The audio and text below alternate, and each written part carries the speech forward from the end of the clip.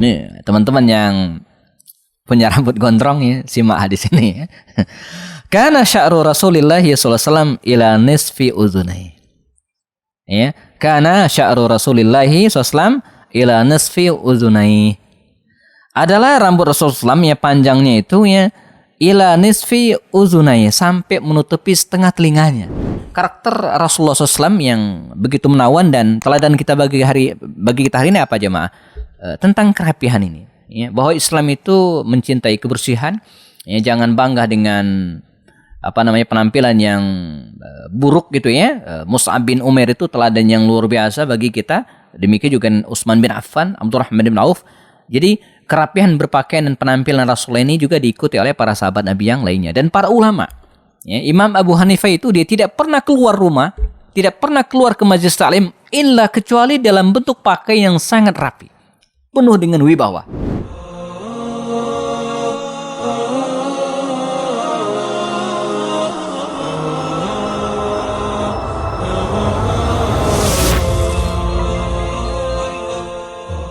Assalamualaikum warahmatullahi wabarakatuh. Alhamdulillahirabbil alamin. Assalatu wassalamu ala Rasulillah wa ala alihi wa sahbihi ajmain. Kita masih di program belajar Sirah Nabawiyah, sejarah hidup baginda Rasulullah SAW. Bersama saya Happy Adam Mustani melalui video-video pendek, dan kita akan bicara tentang kesempurnaan ya Rasulullah SAW dari berbagai sisi, ya. Termasuk diantaranya aspek akhlak, ya, aspek fisik, lalu kemudian sisi-sisi yang lainnya. Bahwa baginda Rasul SAW selain sebagai penutup para nabi, beliau juga adalah akmal al-insan, ya. Jadi Allah Subhanahu wa taala menciptakan manusia ini dengan ahsanut taqwim, fi ahsanit taqwim, yang paling sempurna, dan ini harus kita syukuri. Jadi sekian banyak makhluk yang diciptakan Allah ya, manusia adalah makhluk yang paling sempurna. Laqad khalaqnal insana fi ahsanit taqwim. Dan orang yang paling sempurna ciptaannya atau penciptaannya ya adalah Rasulullah SAW. Adalah Rasulullah SAW. Dan ini diakui oleh dinyatakan oleh para ulama melalui kesaksian-kesaksian para sahabat ya. Ada kitab yang bisa jadi referensi ya, dan wallahu alam ini mungkin menjadi kitab pertama yang menulis tentang karakter dan fisik Rasulullah ya.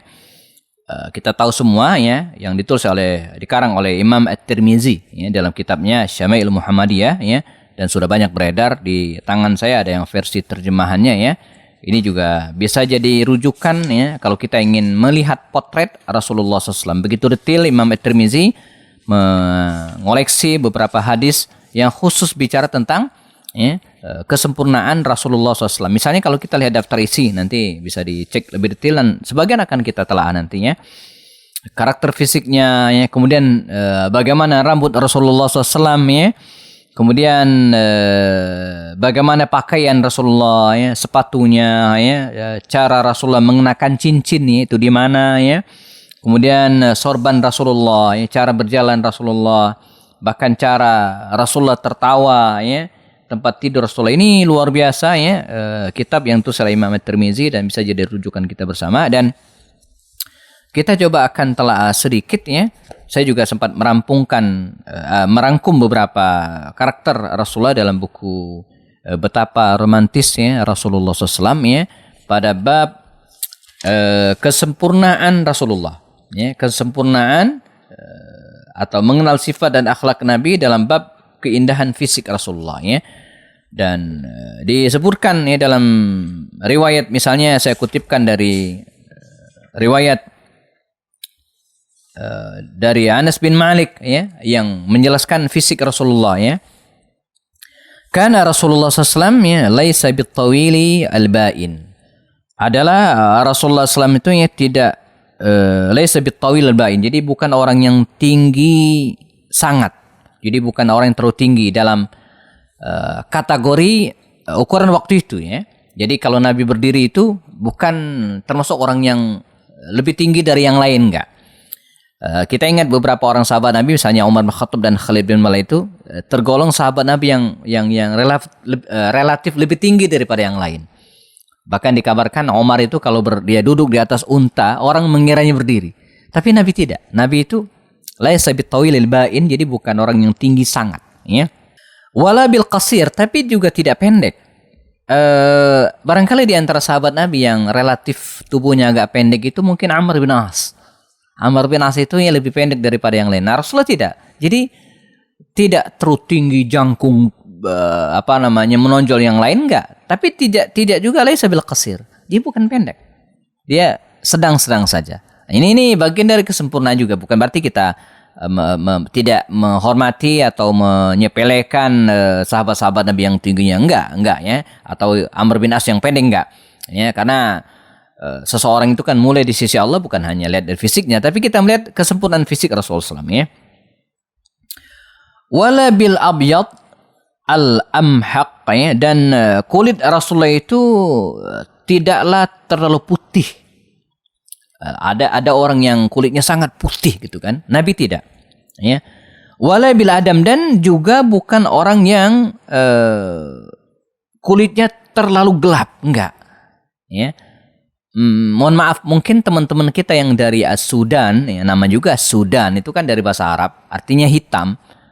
Itu relatif hitam. Saya banyak sekali teman atau mungkin beberapa guru yang berasal dari negeri-negeri Afrika ini, itu kulitnya masya Allah luar biasa gitu ya. Sampai kalau ketemu mereka itu sampai kita gemes pengen begini, pengen.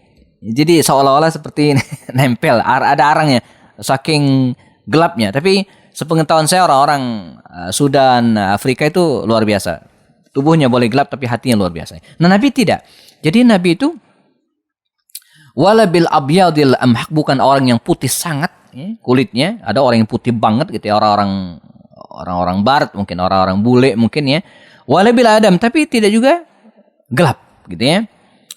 Wala bil ja'at al qatat wala bisabt, ya, dan rambutnya ya tidak juga al ja'at al qatat, apa itu artinya? Kurwal, apa kurwal itu? Keriting, enggak.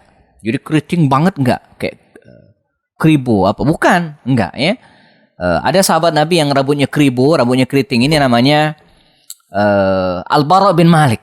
Itu rambutnya kurul-kurul gitu ya, hitam kurul-kurulnya. Nabi tidak. Nabi rambutnya tidak keriting banget. Ya. Wala bisabta, dan juga rambutnya tidak begitu lurus tergerai. Terus terang rambut saya ini agak lurus gitu ya. Makanya saya agak tidak bisa gondrong. Sebab kalau saya gondrong itu jelek. Jadi rambutnya itu lurus tegak gitu ya. Jadi nggak bagus ya. Maka dalam rangka menghemat sampo juga saya lebih sering rambutnya pendek ya. Di musim umroh ya, ketika harus membimbing umroh hampir setiap bulan, saya mengambil sunnah tahallulnya ya muhalliqin gitu ya. Jadi pelontos habis ya, supaya nggak usah potong rambut terus ya. Nah, Nabi itu jamaah teman-teman sekalian, rambutnya itu tidak kruwal keriting banget, tapi tidak juga lurus tergerai. Jadi luar biasa ya. Ikalnya itu sangat-sangat menarik. Riwayat lain mengatakan dari Anas bin Malik bahwa rambut beliau itu kalau kita lihat ya, coba kita buka bab tentang rambutnya Rasulullah ya. Ini halaman 35 dari buku yang saya pegang ya. Kita ingin lihat, karena anak-anak muda sekarang banyak juga yang rambutnya gondrong ya. Dengan alasan, saya ingat di pesantren dulu ada teman saya yang, kita tahu peraturan pesantren kan tidak boleh gondrong rambutnya ya. Dia bacain hadis ini gitu ya. Apa katanya? Anas bin Malik meriwayatkan dari beliau ya. Dan ini bukan hanya Imam At-Tirmizi yang meriwayatkan, tapi juga Imam Muslim, Imam Abu Dawud. Artinya hadisnya sahih. Ini teman-teman yang punya rambut gondrong ya, simak hadis ini ya. Kana sya'ru Rasulillah sallallahu alaihi wasallam ila nisfi udhunai. Ya, kana sya'ru Rasulillah sallallahu alaihi wasallam ila nisfi udhunai. Adalah rambut Rasulullah SAW ya, panjangnya itu ya ila nisfi udhunai, sampai menutupi setengah telinganya. Ya, sampai menutupi setengah telinganya. Dalam riwayat Aisyah ya juga mengatakan kuntu aghtasilu ana wa Rasulullah SAW min ina'in wahidin wa kana lahu sya'run fawqal jumah wa dunal wafrah. Ya, fawqal jumah atau fawqal jumah wa dunal furah. Saya mandi bersama Rasulullah SAW, kata Aisyah, min ina'in wahidin, dari satu wadah, ya. Beliau memiliki rambut yang panjangnya tidak sampai di pundak dan tidak sampai di bagian bawah daun telinga. Nah, jadi kalau yang tadi separuh telinga, kalau ini enggak. Artinya sesekali Nabi itu memendekkan rambutnya dan sesekali juga memanjangkan rambutnya, ya. Dalam riwayat Al-Bara bin Azib dikatakan, dan ini hadisnya sahih, ya, riwayat Imam Bukhari dan Muslim serta Imam Tirmizi juga. Karena Rasulullah SAW ya marbu'an, bu'ida ma bainal mankibain wa kana jummatuhu tadribu syahmata uzunai. Ya. Adalah Rasulullah SAW memiliki rambut yang marbu'an, yang sedang-sedang saja. Tidak botak pelontos habis 1 senti gitu ya, tapi tidak juga panjang. Ya. Bu'ida ma bainal mankibain, ya. Jadi bagian badan di antara kedua pundaknya lebar, ya. Bu'ida lebar, ma baina milkab, jadi beliau panjang, ya. Wa kana jummatuhu tadribu syahmata udhunai. Dan rambut bagian depan, rambut bagian beliau jumahnya sampai ke bagian bawah dan daun telinganya.